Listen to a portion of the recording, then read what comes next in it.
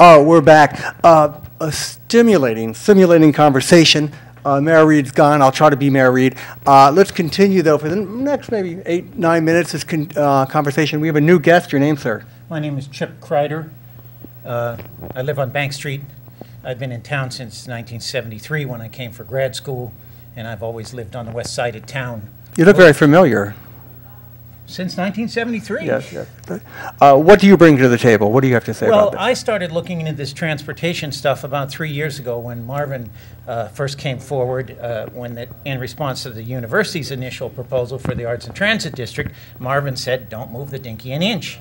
And I thought, you know, I like Marvin, but Marvin's in the box. I mean, he won't even go over to the edge and look out. So I started thinking about there must be some opportunities here. And I'm an engineer, PhD engineer, and I just analyzed the situation and I thought, geez, you know, the first thing is the dinky needs to come closer to town.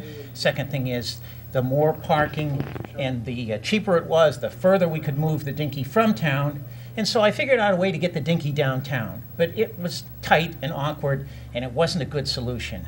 And it couldn't be expanded throughout the rest of the town. And really we're talking about last mile transportation system here. The dinky is the last mile at the moment, it just doesn't go far enough. So I suddenly realized that if I would allow myself to go to a smaller vehicle of some sort that could have a much tighter turning radius and that could change elevation easily, that I could carve out a right-of-way for negligible money that would cover all the areas in town where people would eventually want to go.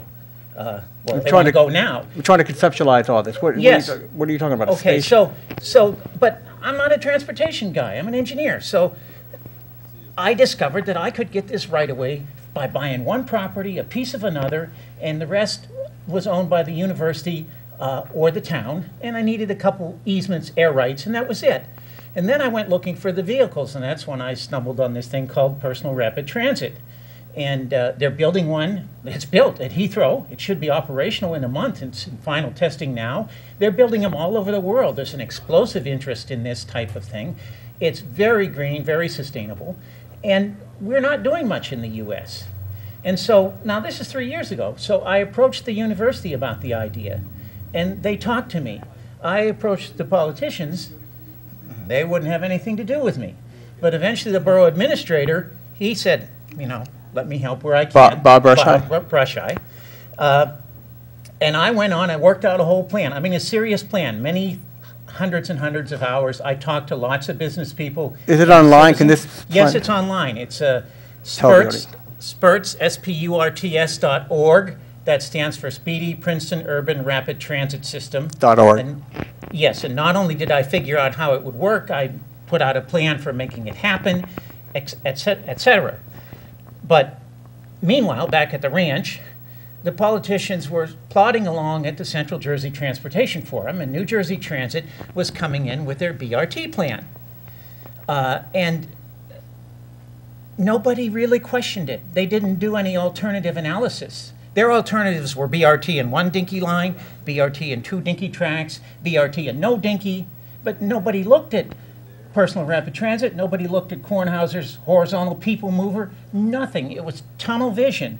And it turns out New Jersey Transit and DOT did a study on personal rapid transit in New Jersey, came out in 2007, and it said we should do this, this is important. It laid out the towns where it would fit. Every bullet cried out Princeton, and they buried the report because there's one major flaw with PRT. It doesn't create hundreds or thousands of lifetime transportation jobs. Oh, okay. In PRT, you're the operator. It's a totally automated system. The vehicles are 2 to 4 person cars. You take the next one that's there, you get in, you punch your destination. It goes to your destination. It doesn't stop at the intermediate destinations. It's as green as you can get. And you can look at, Heathrow has it, so you can look online there and see it working. Yes, and there's all kinds of links on my website. There's an innovative transportation website at the University of Washington. There's amazing things happening in transportation. And here we are sort of trying to move backwards. Now, but this is really about the BRT. Here's what's wrong with the BRT proposal. They studied BRT as a parallel to the Northeast Corridor line. And the idea being was that BRT could come out and go into the shopping center, not the shopping center, the malls, the office buildings, and everything else. Okay, BRT might well work in that high-density area. Density's another issue. But then they just extrapolated it to Princeton, and it doesn't fit. See, BRT only works if there's a dedicated right-of-way. And they say, well, you know, the buses will have light priority. Well, what does that mean? They push a button and the light changes. But if the traffic doesn't move ahead of it, they haven't done anything except mess up the coordination of the traffic that's already been optimized forever. That's number one. Number two, BRT only works when it's on a dedicated right-of-way. And what'll happen is if they do build it and it comes into town, it'll work up to the old Dinky Station location, and then it won't work. And they'll have egg on their face, and they'll have to do something. So then they'll say, well, we need all the parking on University Place, half the parking on Nassau, all the parking on one side of Witherspoon and Harrison. Now, bear in mind, the same agencies that have proposed this have been predicting for some years now that traffic will increase by 55% in Princeton by 2020. That's 10 years. It was 13 when I started. Now it's 10 years.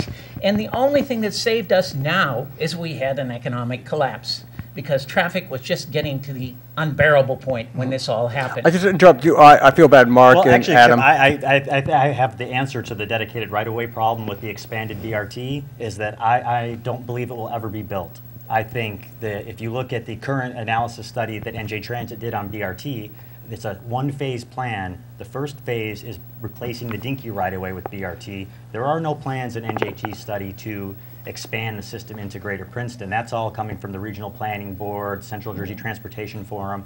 So what will happen is New Jersey, in the Department of Transportation, which are completely bankrupt at the moment, they have no new transit plans in the works, are going to go begging to the feds for $600 million to build $600 million? 600 to 700 Is this million. true? This is true. You could go to the moon with that. What do you? Those numbers are from NJ Transit's BRT analysis study.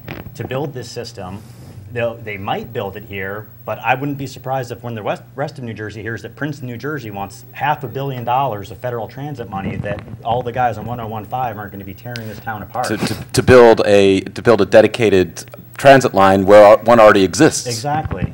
And then the second thing that will happen is when they go to try to get money to expand the system into the borough and the township, they're going to look at these freebie rider numbers where at best 5 people per hour ride that bus, and they're going to look at the density of the population and say, you guys don't need expanded bus service in Princeton. You're just not big enough, and it'll never happen. And so we've been given this promise that we'll get this expanded transit system that'll serve all of these people, and essentially all we will get is a replacement for the train with that's a bus. And you also have to keep in mind it's going to take, what, a year to actually do the construction. If it finishes on time. If it finishes on time, during which time there will be a dedicated bus line going down, well, not a dedicated bus line, but the buses will be going down Alexander Road, which again, during the peak of rush hour is a Chaotic. nightmare. What's chaotic at best. You see, this is being sold. Marvin's selling this, and the politicians are selling this. This is being sold. One way is by, we'll have service all over the place. The second way is that it's green. It's not green. You're replacing a bus that burns fuel at point of use. You're replacing a train that runs on electricity where the fuel's burned elsewhere with a bus that burns fuel at point of use. They're claiming it's green. Well, it may be greener than the buses we have now, but the bottom line is the state's goal is to get like 20% renewable energy. You can do that with mass-generated electricity. It's more efficient to generate electricity in big plants. We're at 8% now.